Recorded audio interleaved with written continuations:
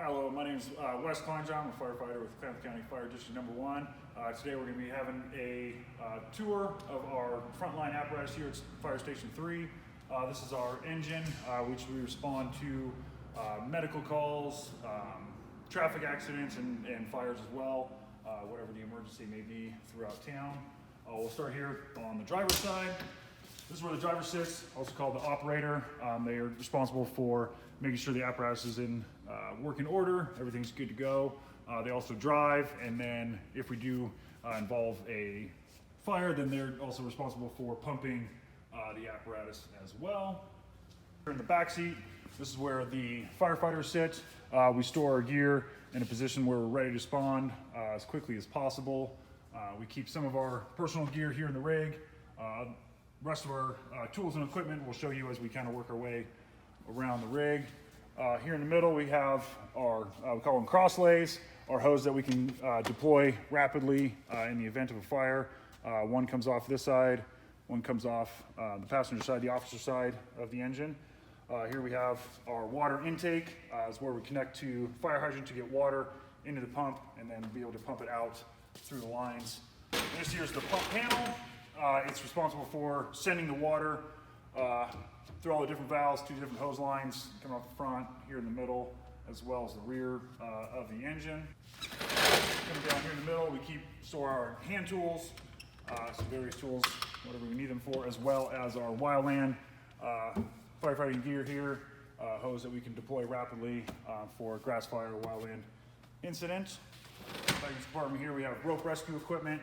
So if somebody goes down over the side of a cliff or off a roadway, we can use those to effect rescue for those individuals. And down here below, we have our hydraulic rescue equipment, also known as the jaws of life. So if you get in a car accident, you're stuck, we'll be able to use these tools and equipment to remove the vehicle from you so we can get you out and get you to safety.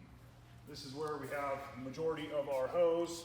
We have some more pre-connected lines here and here, as well as our supply hose, this guy up here and here, for connecting to the hydrant to get water into the pump. Here we have a chainsaw for making access to either through roofs or floors, walls, whatever needs to be opened up. We have some more equipment here for making the connection at the fire hydrant, the tools and appliances that we use for that. We have also component ground ladders, so if you need to make a rescue from an elevated position.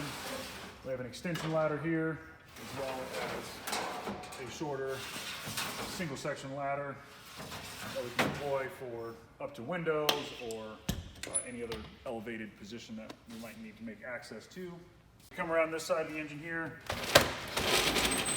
This part we have, it's called a Rit Pack. It's a rapid intervention team pack. So if a firefighter gets hurt, stuck, or trapped inside of a fire, we can use this to bring them air or assist in removing them from the building.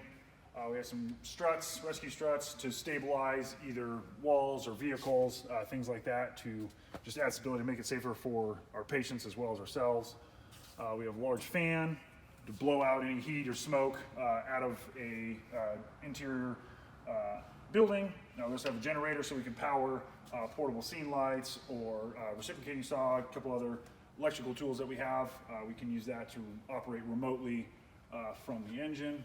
We have some, it's called salvage equipment, so some tarps, floor runners to protect floors, furniture, large items inside of a home. As we're extinguishing fire, we can kind of set some of that out to protect people's belongings. We also have, it's called our hotel pack or apartment bundle that we can use to operate on upper floors of a building. We would bring that and then be able to fight fire from upper floors, make it a little bit quicker and easier for us to make access. We have some more of our gear storage, as well as all emergency medical services equipment. That's primarily, we use the most on this apparatus, as most of our calls are EMS in nature. We also have our portable fire extinguisher, so if you have small fire, something in a small trash can or something to that effect, we can just quickly and rapidly extinguish those without making too much of a mess or bringing out all of our larger hoses. The other crosslay that was on the other side, so we can operate off of both sides of the engine, whatever side we need to operate off of, making it a little bit quicker and easier. for us. We have some more backboards, so if somebody falls, gets hurt, we need to put them in spinal precautions, we can do that, as well as a Stokes basket. So if somebody gets injured in a remote area, we can use that to carry them, move them long distances, or if we needed to lift them up and over things, makes it much easier to move a hurt individual. In the cab, just the other side,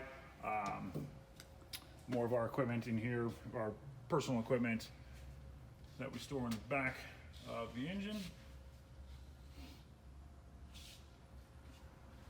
Here in the front seat is where the captain or the officer sits. They have access to our iPad so that they can pull up maps, hydrant locations, things like that, as well as our mobile radio so we can communicate with dispatch or other apparatus that are responding or operating at the scene. That's our fire engine here at Station 3. Thanks for taking a tour with us.